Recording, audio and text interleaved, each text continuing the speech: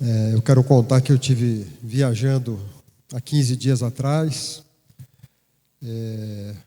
uma viagem foi bastante esforço, preciso me esforçar bastante para fazer tudo o que tinha que fazer. Eu saí de casa sábado à tarde, cheguei lá onde eu fui na Itália domingo à noite, comi alguma coisa com um amigo que foi me buscar e coloquei o despertador para 1h da manhã daqui, que eram 6 horas da manhã de lá. E assim foi a jornada desses 4 dias. E todo esse esforço, eu penso muito num texto de Mateus 25, que é aquele texto que é uma parábola do Senhor, que conta que um homem ia fazer uma viagem e chamou os seus funcionários na parábola e deu 500 moedas para um, 200 para outra e 100 para outra, né? Depois de muito tempo esse patrão voltou e esse empregado que tinha recebido 500 entregou ao seu patrão 1.000 moedas. O que tinha recebido 200 entregou 400. E o que tinha recebido 100 devolveu-lhe apenas 100. E o Senhor disse: empregado mau e preguiçoso. O que quer dizer? Deus nos confia muitas coisas. Deus nos confia a família, o emprego, a empresa, tantas coisas, os dons, né? O dom de cantar, o dom de tocar, tantos dons, né? O dom de pregar. E as pessoas deixam isso muitas vezes parado. E eu, como cristão, eu acredito, eu creio que o trabalho que eu tenho é algo que Deus confiou a mim para fazer. E na minha idade não é fácil fazer uma viagem tão puxada quanto essa. E esse ano, se não me falha a memória, eu vou sair do Brasil 5 vezes. E por quê? Né? A gente fabrica embalagens de plástico. Nós temos que olhar que o mundo está mudando e os produtos têm que ser ecológicos. Há uma onda de ecologia no mundo gigantesca. Eu não posso chegar para o Senhor daqui a um tempo e falar: não tem mais nada. Então, o esforço é para que nunca isso aconteça, para honrar aquilo que o Senhor nos deu. Estou dando isso como exemplo, né? Isso vale para muitos empregos, né? Nós temos lá uma mudança grande de tecnologia na fábrica. Meu cunhado esteve nos visitando, pôde ver o que acontece, né? E pessoas que a gente não tem como utilizar, porque o mundo mudou e a pessoa não mudou, não foi se esforçar para acompanhar a evolução do mundo. E Deus confiou a essas pessoas um emprego, uma função, um curso, e essas pessoas não se empenharam. Então, a vida nossa tem que ser em cima da palavra de Deus. E a palavra de Deus dá essa orientação para a gente. Seja no pouco, seja no muito. Seja num carro velho que Deus lhe deu, te permitiu comprar, seja em algo muito grande. Faça isso se multiplicar. Se Deus te deu o ensinamento da palavra de Deus, ensinamento da palavra, compreensão do Evangelho, compartilhe, frutifique aquilo que aprendeu. Amém? Vamos ler a palavra de Deus. Eu vou tentar aqui fazer tudo certinho, irmão.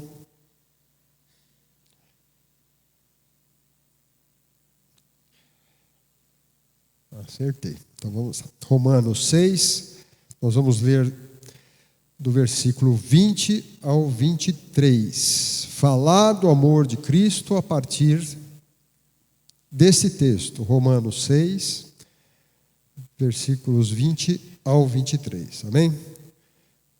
Eu estou usando a tradução da linguagem de hoje do Almeida. É uma linguagem bem acessível para as pessoas que não têm muito contato com a Bíblia. Quando eram escravos do pecado, vocês não faziam o que é direito. Porém, o que é que vocês receberam de bom quando faziam aquelas coisas de que agora têm vergonha? Pois o resultado de tudo aquilo é a morte. Mas agora vocês foram libertados do pecado e são escravos de Deus. Com isso, vocês ganham uma vida completamente dedicada a Ele. E o resultado é que vocês terão a vida eterna. Pois o salário do pecado é a morte, mas o presente gratuito de Deus é a vida eterna, que temos em união com Cristo Jesus, o nosso Senhor. Amém. Amém. Quando Paulo fala, o salário do pecado é a morte, mas o presente gratuito de Deus é a vida eterna, que temos em união com Cristo Jesus, o nosso Senhor. O que Paulo está querendo nos ensinar com esse texto? O que ele quis ensinar, o que ele quer nos ensinar? O final dessa apresentação é o amor de Cristo. Nós vamos começando esse texto para falar do amor de Cristo. Nós vamos transitar por esse ensinamento de Paulo para que nossos corações estejam mais abertos para ouvir o que Deus tem a falar conosco sobre o amor de Cristo. Paulo nos ensina que Deus nos liberta do pecado, amém? Paulo, que somente as coisas que agradam a Deus são capazes de nos libertar do pecado, que devemos viver de uma maneira agradável a Deus, ou seja, ser uma nova criatura. E Paulo nos ensina que o Evangelho transforma nossos corações para que tenhamos uma nova vida. Que Paulo nos ensina que devemos nos libertar do poder do pecado, ou seja, o pecado tem o poder sobre aquele que vive nas trevas. E que o Evangelho de Jesus Cristo é o único caminho para a gente se libertar deste pecado. Paulo exorta, né? O que exorta? Exorta, incentiva, motiva, né, os leitores dessa carta para se oferecerem a Deus. E oferecer-se a Deus é se colocar ao alcance de Deus. Então, Paulo está nos ensinando que nós precisamos nos colocar ao alcance de Deus. Você tem luz e trevas, né? O alcance de Deus é onde está a luz. Muitos pensam que entre a luz e as trevas tem a penumbra, né? Na Itália tem um ditado que fala disso, né? Dopo le sei è sera, ou seja, começou a anoitecer, começou a escurecer é noite, depois das 6 já é noite, né? Então, quando a pessoa está meio que nas trevas, pensando, e está meio que na luz, ela está na penumbra, e a penumbra, eu concordo com o ditado italiano, depois das 6 já é noite, né? A pessoa está nas trevas, amém? No versículo 19 do mesmo capítulo, está escrito: no passado vocês se entregaram inteiramente como escravos da imoralidade e da maldade para servir o mal. Entreguem-se agora inteiramente como escravos daquilo que é direito, para viver uma vida dedicada a Deus. Senhor, estaremos prontos para servi-lo? Aquele verso da música que acho que a Aline Barros canta, usa-me, Senhor. A gente está pronto para ser usado pelo Senhor? Então, Paulo escreveu: deixe de servir o pecado para servir ao Senhor com a mesma dedicação. E Paulo quer dizer que o empenho empenho, a dedicação que uma pessoa que vive em pecado tem, quando ela muda, ela tem que ter a mesma dedicação, o mesmo empenho para servir o Senhor. O que uma pessoa tem de intensidade na vida em pecado, ela tem que ter essa intensidade ao servir o Senhor, numa vida para servir o Senhor. Usa-me, Senhor, é oferecer ao Senhor aquilo que melhor você é e melhor você tem. Aquilo que você tem e que você é. Isso é o que tem valor para o Senhor. Amém?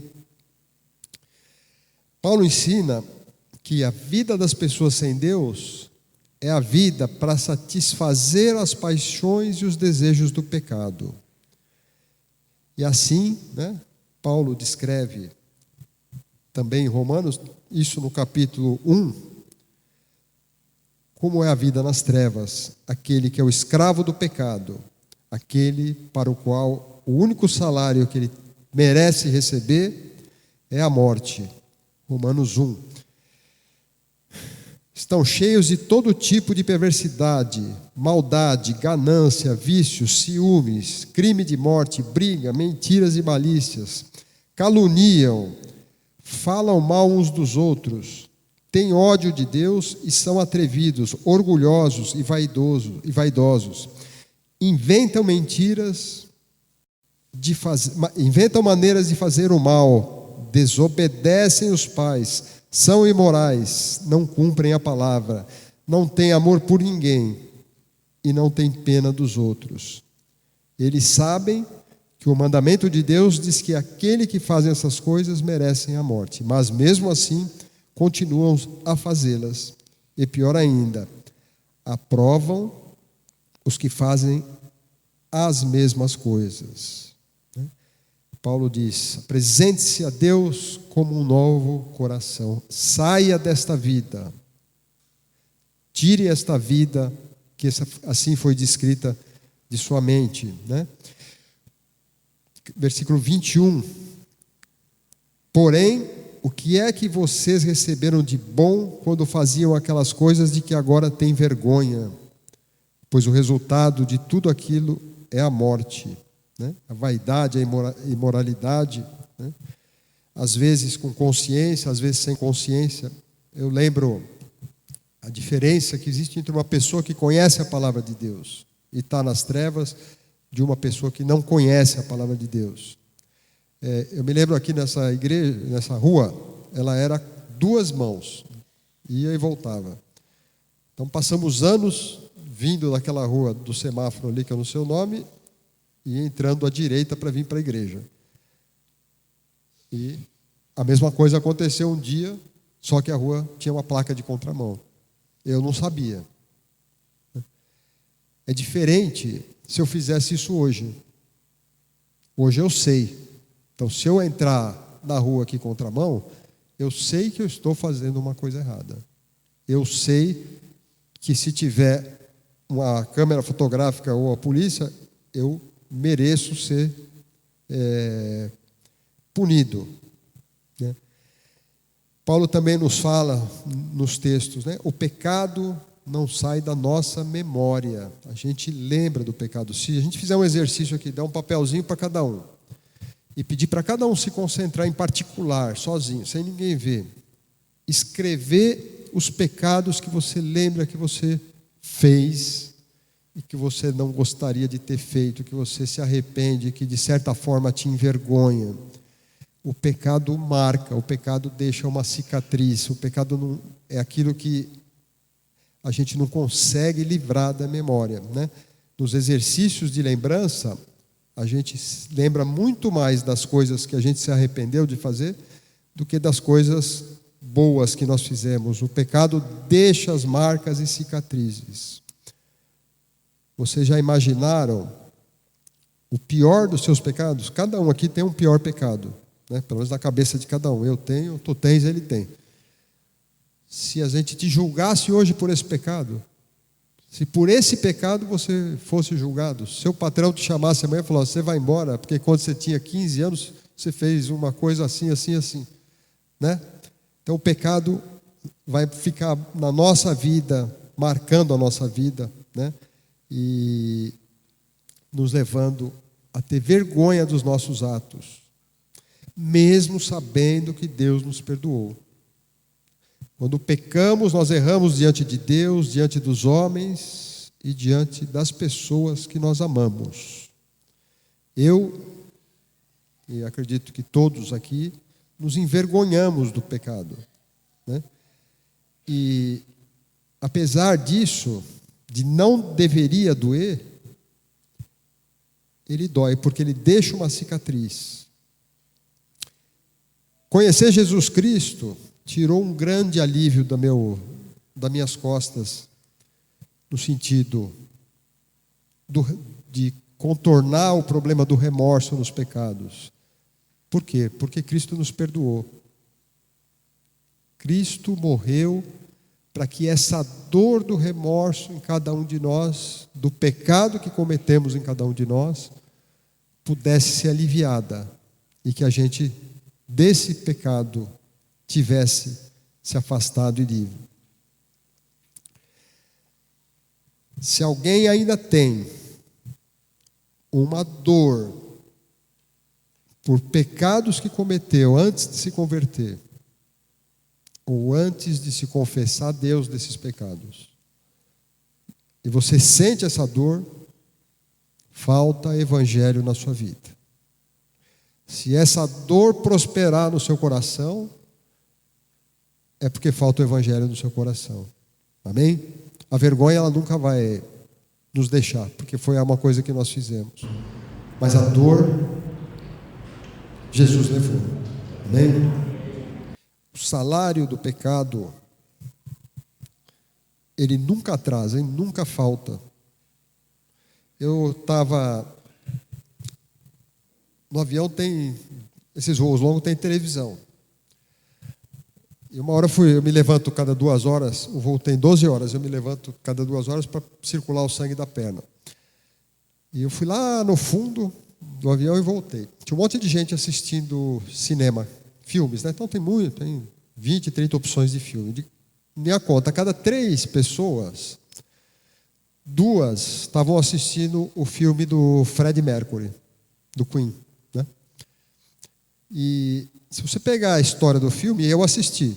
Eu já tinha assistido no avião, naquele dia mesmo eu tinha assistido. Se você pegar a história do filme, é um cara que começou certo, arrumou a namorada certa, arrumou os amigos certos, mas preferiu a vida em pecado. Quando ele sabe, quem assistiu o filme eu não sei, quando ele sabe, ele é notificado que sua morte vai ser breve porque estava com AIDS. Na época, a medicina não tinha praticamente nenhum recurso para cuidar disso. Aí ele se transforma. Se nós tivéssemos, não que ele se converteu, não sei se se converteu, não tenho a menor ideia, mas ele se transforma. A primeira coisa que ele faz é reunir as pessoas que o amavam e pedir perdão. O outro artista, que era da Legião Urbana, Renato Russo, mesma coisa, muito parecido, foi para uma vida em pecado. E o salário do pecado é a morte. Mas à beira da morte ele deixa uma frase numa música que tocou agora no carro, a hora que eu estava vindo. É preciso amar as pessoas como se não houvesse amanhã. É isso aí. Mas o salário já tinha recebido, já tinha vindo, né? E esse salário vem pela morte espiritual, pela morte corporal e, como diz a palavra do Senhor, pela segunda morte, né? Falando do inferno. A mão de Deus vem a nós e para quando encontra o pecado. Quem está nas trevas, você não consegue se aproximar de Deus, você não consegue se apresentar diante de Deus. Vocês foram libertados do pecado e são escravos de Deus. Então, se você foi libertado, você pode sair de uma vida em pecado. Você é filho de Deus. Amém? Eu gosto, o Ronaldo falou uma coisa, eu gosto muito dos exemplos simples. O que quer dizer isso? Os exemplos simples são bons. Um pai, quem viveu um lar de amor sabe o que eu estou falando. Um pai que tem 4 filhos. A probabilidade de um filho ser muito problemático é muito grande, né? Na parábola do filho pródigo, eram 2 filhos, já era um com muito problema, né? E imagina que tem um filho que dá muito problema para o pai. E tem um filho que faz tudo pelo pai. Tudo. Se o bom morrer ou o ruim morrer, o choro do pai é o mesmo. Se você é filho de Deus, Ele te ama da mesma forma. O que muda é a sua vida, não é o amor de Deus. É o que você vai fazer da sua vida. A qualidade que vai ser a sua vida. Muito antes de Deus esperar algo de nós, Deus fez muito por nós. Você crê nisso? Pela misericórdia de Deus, nós podemos nos considerar filhos de Deus. E segundo o Evangelho, você foi feito filho de Deus e agora faça algo que o agrade. Bom, eu falei sobre esse texto de Romanos. Eu não ia assistir esse filme no avião. Eu ganhei um livro, eu vou trazer um dia para vocês folhearem aqui. Tem um repórter da Globo, correspondente da Rede Globo em Israel. Não deve ser cristão, mas provavelmente, para estar em Israel, ele deve falar hebreu, e provavelmente ou é judeu, ou é descendente de judeu, ou é filho de judeu. E ele lá em Israel, ele ficou conhecendo Cristo através de cada pessoa que ele entrevistava ou perguntava. Então ele via aqueles milhares e milhares e milhares de peregrinos e, a partir de conversar com esses milhares e milhares e milhares de pessoas que vão a Israel, o que a gente chama de turismo religioso, ele escreveu um livro sobre o que ele aprendeu de Cristo. Uma pessoa que provavelmente não veio nunca numa igreja, não sei se abriu a Bíblia ou anotou o que as pessoas falavam, e fez um trabalho assim artístico bonito, porque para cada passagem bíblica ele colocou uma obra de arte que ele encontrou em algum museu do mundo representando aquela passagem. Então é um livro muito bonito. Então eu ia ler esse livro, eu não ia assistir o filme do Freddie Mercury. E aí eu não ia assistir o filme, abri meu tablet, porque tem luz, e comecei a ler a Bíblia. Eu li o livro inteiro de Romanos, que é esse texto que eu li. Achei que me faltou compreensão, eu li de novo. Aí li metade, 2 vezes e meio, aí eu fui dormir. Descansei um pouco, umas 2, 3 horas no voo. E a compreensão que eu tive é o motivo da minha ministração, é o tema da minha ministração que começa agora nesse texto, onde eu falo, né, que o salário do pecado é a morte. O presente gratuito de Deus é a vida eterna que temos em união com Cristo Jesus, o nosso Senhor. Para alguém que não entende da palavra de Deus, poderia imaginar que Paulo poderia escrever, ao invés de o presente gratuito de Deus é a vida eterna, escrever o salário do amor de Deus é a vida eterna. Mas o salário é algo que você faz para merecer. Quando está escrito que o salário do pecado é a morte, é porque alguém fez alguma coisa para merecer esse salário e precisava receber esse salário. Mas o presente de Deus não é um salário, porque ele é gratuito. Você não precisa fazer nada para ter esse salário do Senhor. E o objetivo dessa mensagem é uma terceira coisa que eu coloco. O salário do pecado é a morte, o presente gratuito de Deus é a vida eterna. Qual é o salário do amor? E é isso que nós vamos meditar, amém? Daqui para frente. Então, a gente vive o amor. Separei não numa ordem de importância, mas na ordem da minha didática aqui, né? Na família, na igreja, nos amigos e pessoas do convívio e Deus. Estas são as principais, na minha visão, oportunidades que nós temos de viver o amor. Eu queria começar a falar da família. A família é o principal núcleo de amor. Por isso é o principal alvo de Satanás. A família é o principal alvo de Satanás. As famílias vêm mudando. A gente vem acompanhando isso, as famílias vêm mudando. Os elos familiares vão se enfraquecendo. O berço do amor, que é a família, está ruindo no mundo. Nós estamos olhando aqui para a geração que eu nasci, depois talvez a outra geração que está aqui, a geração das pessoas que estão nos 40 anos, depois a geração dos que estão nos 20, né? E essa turminha de adolescentes e crianças. Nós temos que pensar esse mundo dessas pessoas, como vai estar daqui a 40 anos, com tudo que vem acontecendo com as famílias. As famílias, elas vêm se separando cada vez mais. Eu não sei se vocês sabem, garotos de 18 para 20 e poucos anos, nós temos 300 a 400 mil morando sozinhos fora do Brasil. Essa pesquisa saiu esses dias. Famílias que deixaram as famílias, ou seja,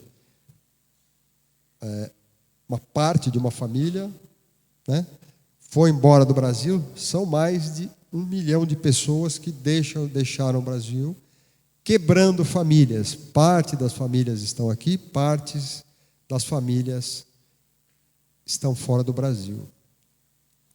Nossos parentes, né? Quantos estão no Japão?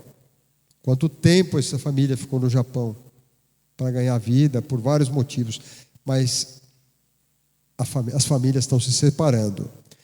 Satanás luta via homens perversos contra a união e a força dos laços familiares. Satanás usa pessoas perversas para destruir as famílias. A gente não pode ter dúvida disso, não pode deixar de enxergar isso um minuto. Está na nossa frente. Jovens que falam, não, aliás, nem tão jovens assim, né? Pai e mãe é coisa do passado, eles fizeram a obrigação deles, pôs o filho no mundo, cuidou, agora acabou, o problema é deles, se vira. Vai ver os asilos.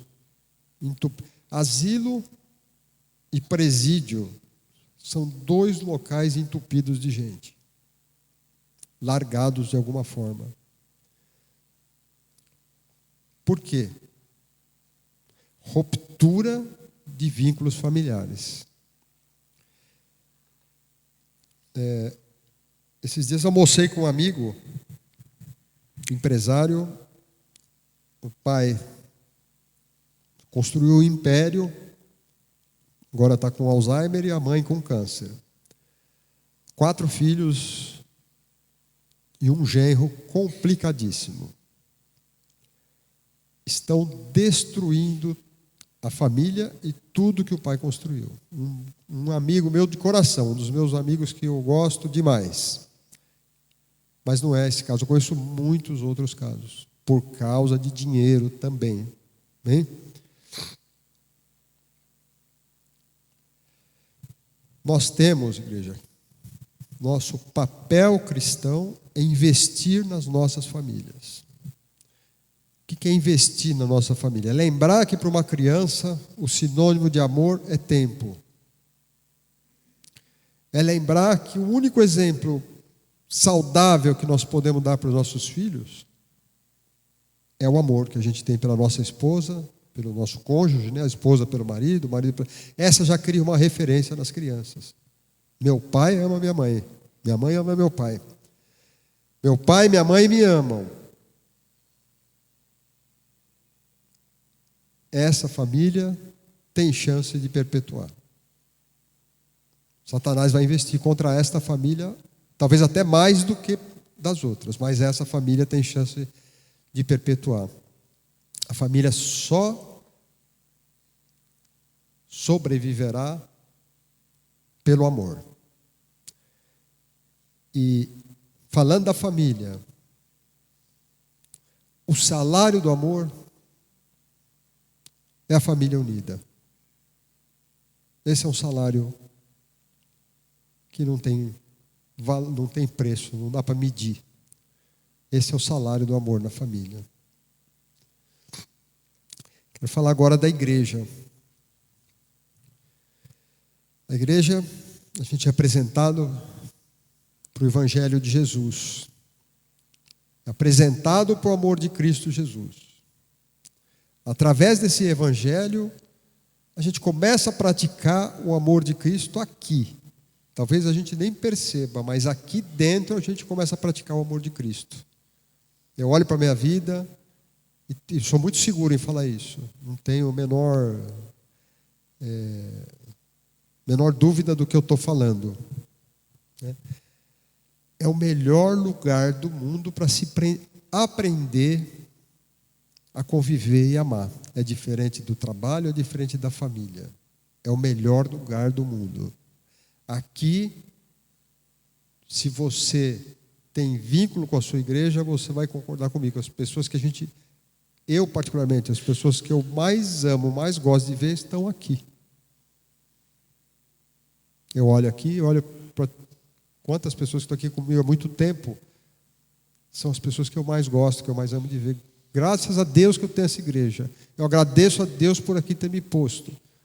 Porque aqui, através da comunhão, você começa a exercitar o amor de Deus. Eu não vou fazer isso, mas seria certo fazer. Você dizer para o seu irmão, você está aqui entre as pessoas que eu mais amo. Amém?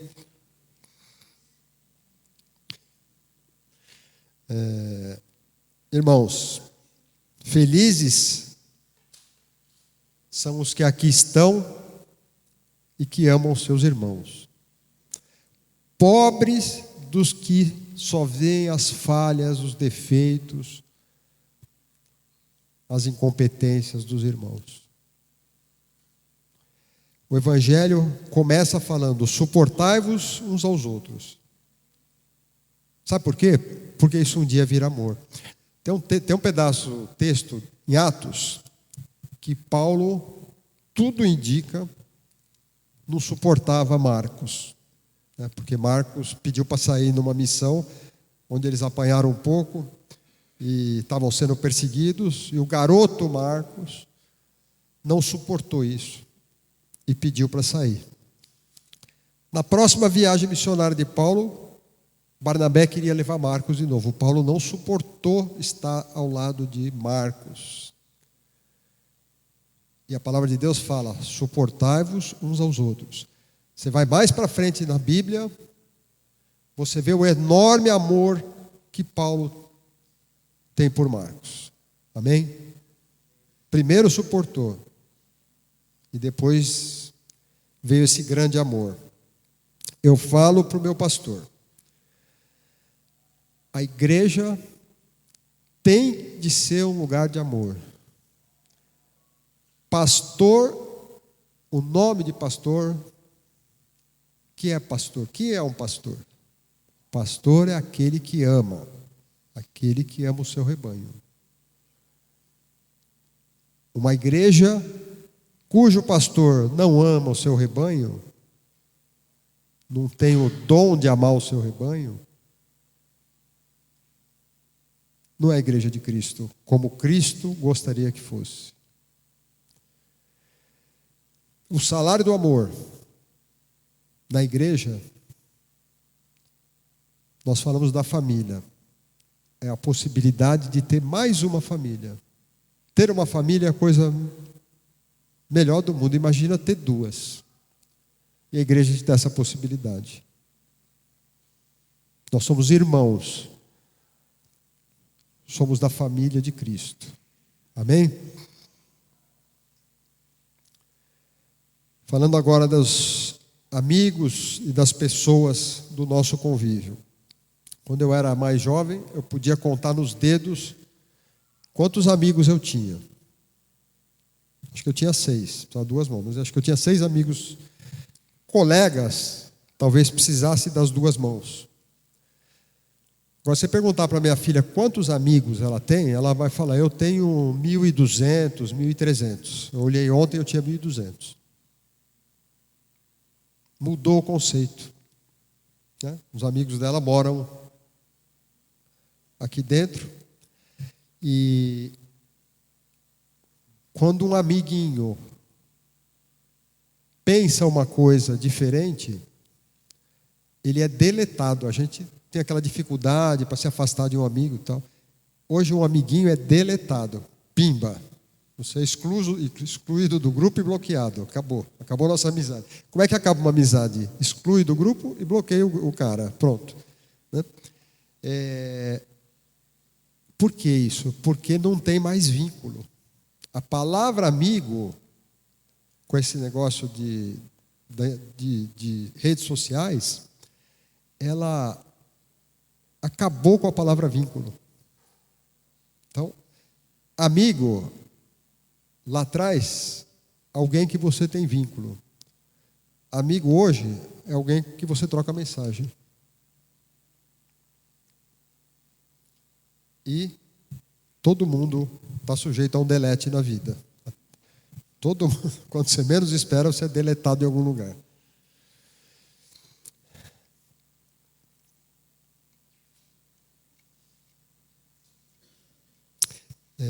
Cristo nos manda amar os inimigos. E um amigo é deletado simplesmente porque ele pensa diferente da gente. Olha para onde está indo essa geração. Né? Pai, o cara não presta, você não gosta dele, deleta ele. Como se a gente fosse... Então, essas pessoas desta geração vão estar sentadas nesses bancos, se Deus assim permitir, daqui a 40 anos. Há pessoas que foram criadas, a geração que passou, com poucos ou nenhum vínculo. Né? E é preciso, o amor para existir é preciso que haja vínculo, haja troca. Né? A geração de hoje, quem trabalha e recebe pessoas novas e tenta dar oportunidade para jovens. O jovem de hoje, ele tem muita informação. Então, na sua casa, quem tem filho de 13, 14 anos, se o ladrão entrar e roubar a sua televisão, seu filho não percebe. Não vai perceber. Verdade? Não vai. Na geração de 20 anos atrás, a gente precisava brigar com o moleque ou com a menina para sair de frente da televisão. Então a televisão passava filme de aventura, qualquer coisa, desenho animado e tal. Hoje vem de tudo para uma criança ler, para um jovenzinho ler. Né? Então, são jovens que têm muita informação, não imaginam como transformar informação em conhecimento e muito menos conhecimento em sabedoria.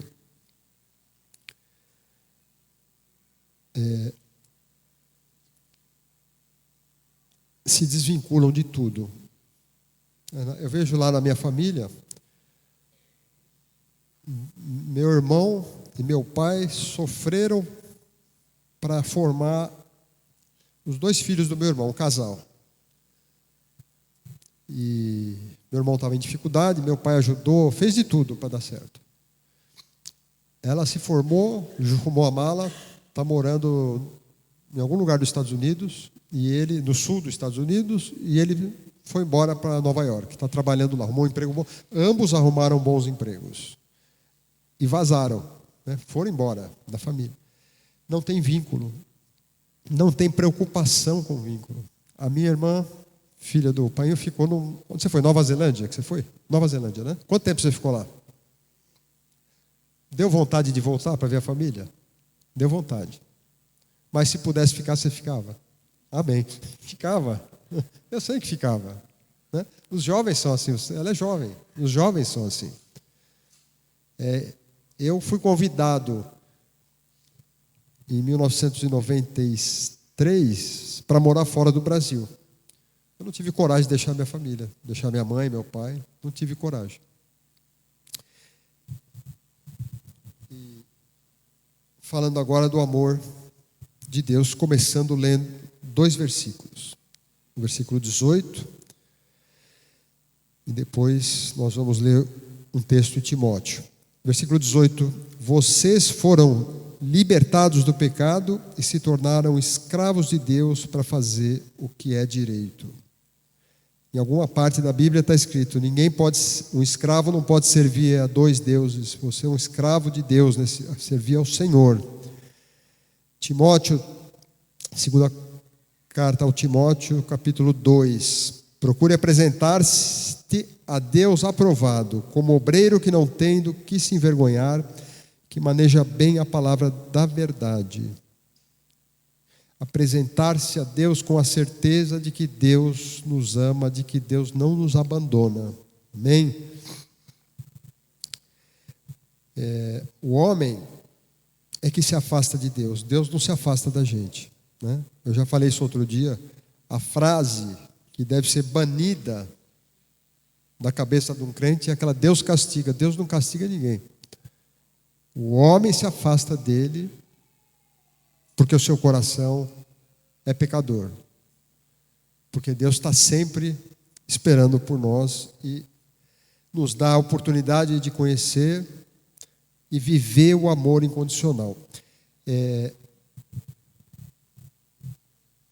Espero eu que todos que estão aqui tenham tido a experiência de viver e sentir o amor incondicional de Deus. O que é o amor incondicional? Seja lá o que você fez, Ele continua te amando. Esse é o amor incondicional, né?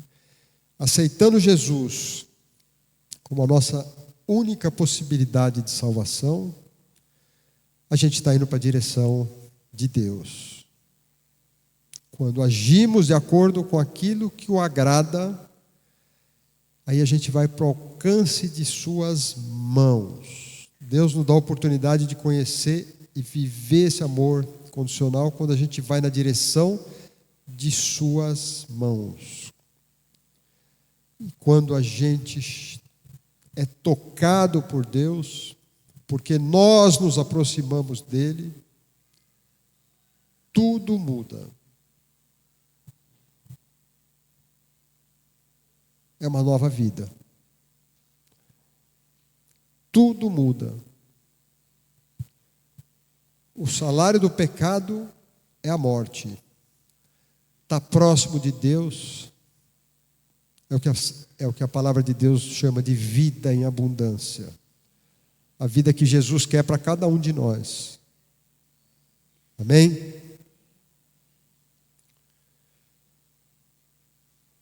Eu quero finalizar com o texto. Amados, amemo-nos uns aos outros, porque o amor procede de Deus.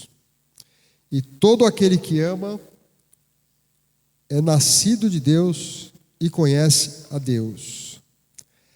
Aquele que não ama não conhece a Deus, porque Deus é amor. Amém?